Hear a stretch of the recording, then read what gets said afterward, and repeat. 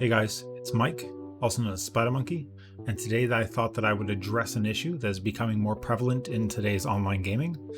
It tends to afflict the more casual gamer, but that of course is not knowing what the heck is going on.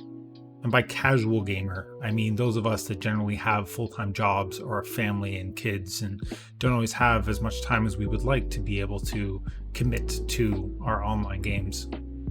That was horrible.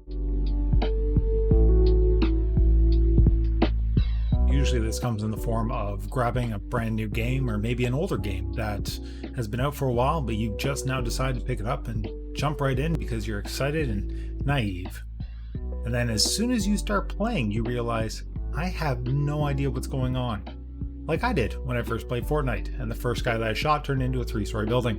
Look, the biggest gift that you can give yourself is taking the time to learn the mechanics of the game. What does what goes where, and where do you have to go to get what you need? I know what it's like. I have a full-time job, 3 kids. It's rough being able to actually get the time to play the game, but learning a new skill, learning a game, learning the game mechanics is something that you don't just have to relate to video games.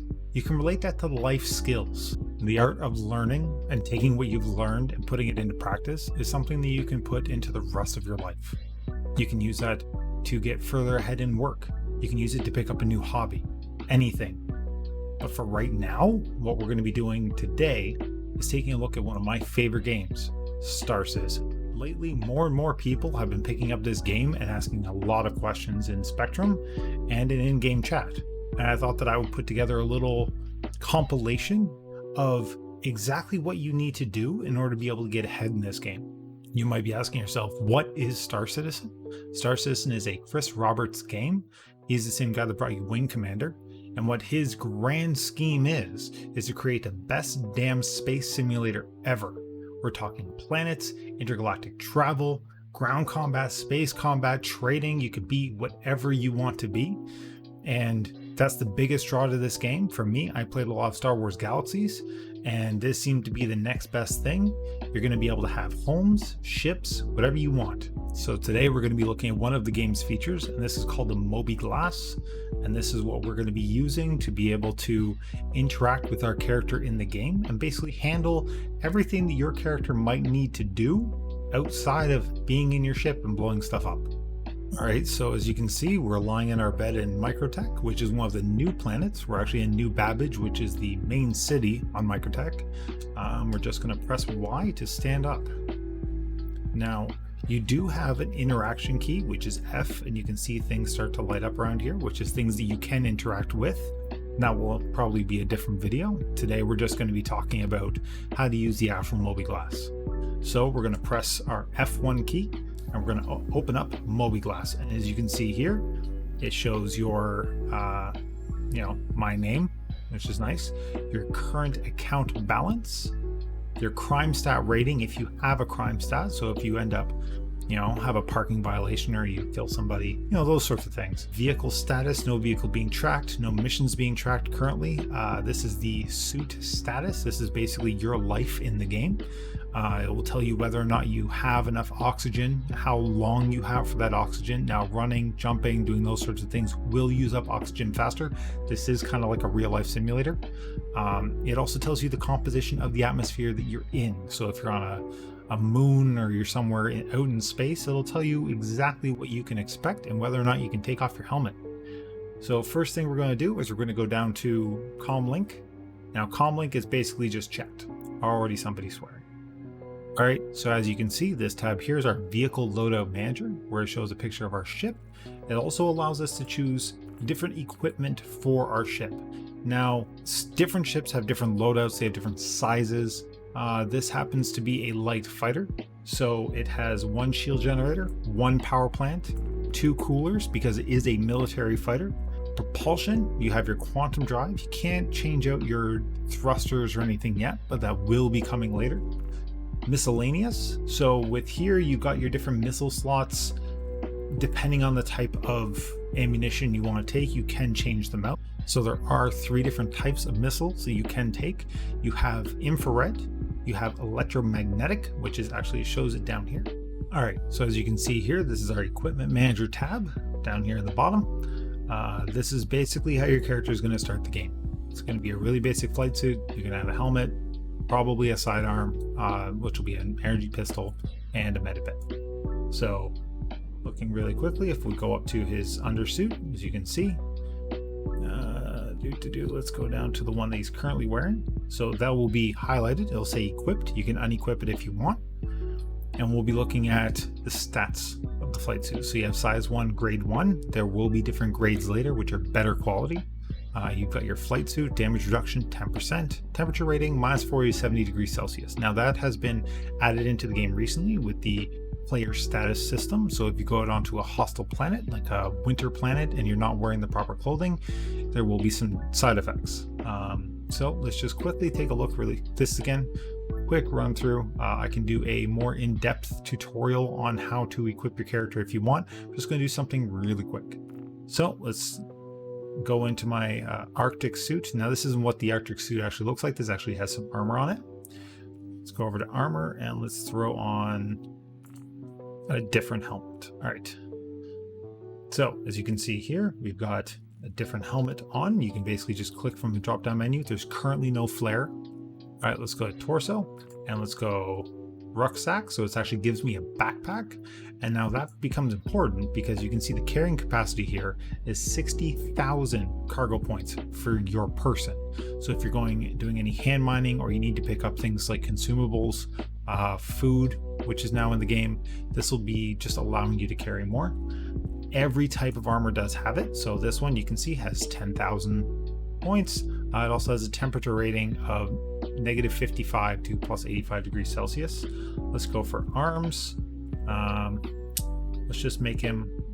Can we make him gold? I don't know if we can make him completely gold. All right, so we got some gold arms going on there. Let's go for legs. Got some gold legs going on there. Let's go for the gold helmet. How about that?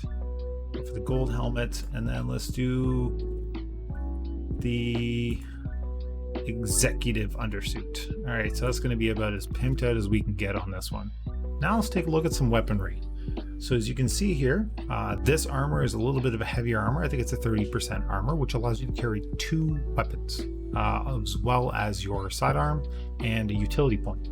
So let's say my primary weapon, one of the most loved weapons in the game, is the P4AR ballistic rifle.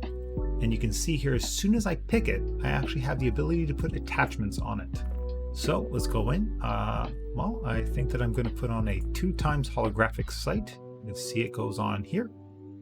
And I'm going to barrel attachment. I'll put a flash hider. You can get suppressors if you want. And under barrel attachment, I'm going to do a field light. You can see it popping on there. Let's go. You can do the same thing with sidearms and also your magazines. So here, if I wanted to throw on some magazines for that weapon, I would go in here. I'll find my P4AR magazine. Click that, and boom, it's in that spot. Let's do another one, P4AR, and it actually populates on your character, as you can see. So let's save those changes, and then let's go into utility, because this is where you're going to have a little. This is need and want. So the grenades are going to be your want. Do I want to have grenades? And there are different types. Consumables, medipens. Now these are basically how you heal yourself in the game right now. So you're just going to sit there and you're going to press C, and it's just going to inject it straight into your arm in case you get hurt, and you'll heal yourself right back up to perfect. It's not how the game's going to be finally, but that's just currently how it is. You've got oxygen pens in case you're out in space for a while, you're doing a long spacewalk, you're running out. Like I said, got about an hour and a half, I think about an hour and a half to 2 hours of oxygen normally. If you're out in space for a while, this will just bump you right back up to 100%. Utility items.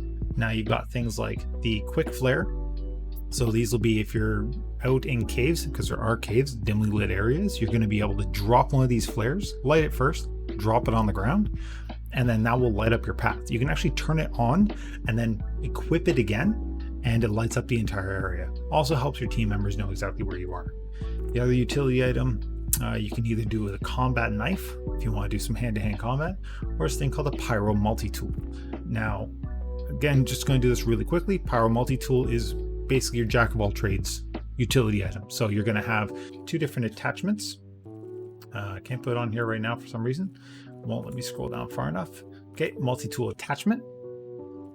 You've got your cutter attachment, which is what you're going to be using to, I think, also repair your ships. But right now, this is basically you're just going to be cutting through doors or bulkheads or things. It's not really in the game yet, but it will be soon. And the other one is the mining attachment, in case you want to do some first-person shooter mining. You can do hand minables, and this is just the attachment that you will have to pick up in order to be able to do that. All right, so the next tab is the Skyline tab. Now this is a hotkey. You can actually press F2 in order to be able to get here really quickly in case you need to navigate your ship. One of the things you can do here, and this is your primary mode of navigating, is right now I am on Microtech, so I can actually press this little button up here and it will show you exactly where you are. A little bit zoomed in though. You're gonna have to zoom out. Like if I click it, I've got nothing. So you need to zoom out. Keep going, and it'll show you the planet that you're on. Okay, I'm just going to double click on it so it kind of highlights it, and that way I can zoom in on it. And you can see around the planet is all of the different points on that planet you can go to. So there's mining facilities, emergency shelters, data centers. You can see that there's actually the space station above the main city. On all the major planets, there's a space station up top of the main city. And this one's called Port Tressler, above New Babbage. Now, let's say I didn't want to be here anymore. So I'm going to zoom out, and there you can see it's moons. So if you want to, you could travel to the moons. But what we're going to do is we're going to take a look, go all the way across to, let's say we want to go to ArcCorp. So we can go over to ArcCorp, and we can take a look at ArcCorp. And we can say, hey, I want to go to Area 18. Now, because I'm not in a ship, I can't set my route right now. But once you're in a ship and you're piloting it, you're able to choose this as a location that you would like to go to. And it will give you different jump points you'd have to go to. It'll tell you how much fuel you need to get to these different locations. I'll do another rundown on how to actually use your ship in a different video. This is, again, just a MobiGlass video showing you where you need to go in order to be able to choose your location. Okay, we're going to skip the Journal tab and the LiveWorks AR tab. They don't really do too much right now. So this is the Vehicle Maintenance Services tab. This is where you are going to go if you are currently in a ship and you want to repair or restock or refuel your ship. Now, repairing is a little bit gimmicky right now, where you'll just slap on the body panel that you're missing off of your ship. Restock, obviously, this is basically just how you get more ammunition for your ship. Refuel hydrogen, that's what your ship uses when it's normally flying around. So if you're going into atmosphere, out of atmosphere, just flying around, going from place to place, not in quantum drive, that is what uses hydrogen.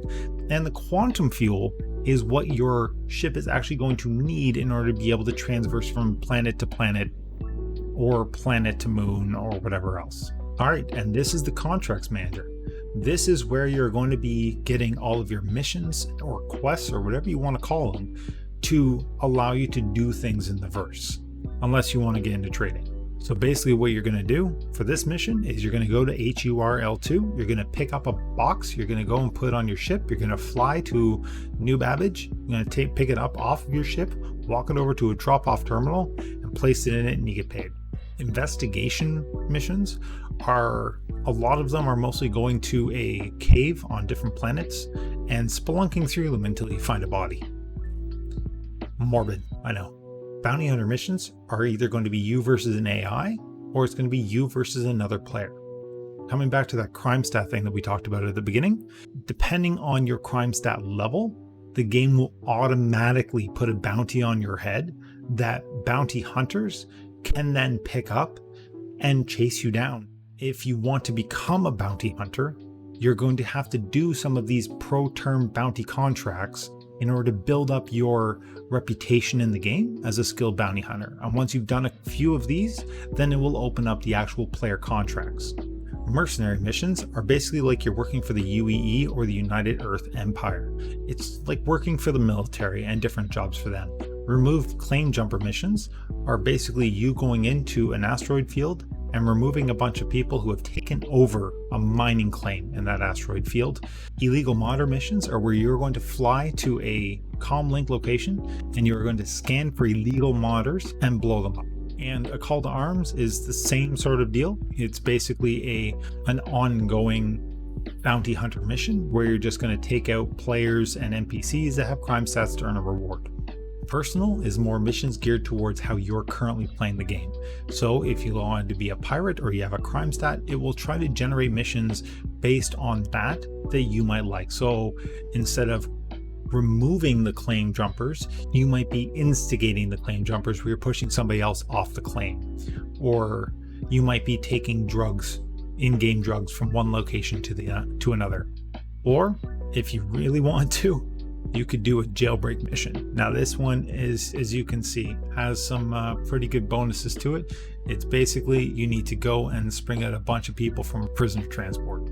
The accepted tab will show you anything that you have accepted. So we'll go back here and we'll go general. We'll say remove claim jumpers. I'm going to accept that offer. And you can see instantly populates and accepted. And if I close this, you can actually see it populates a waypoint for me, which is 50.9 million kilometers away.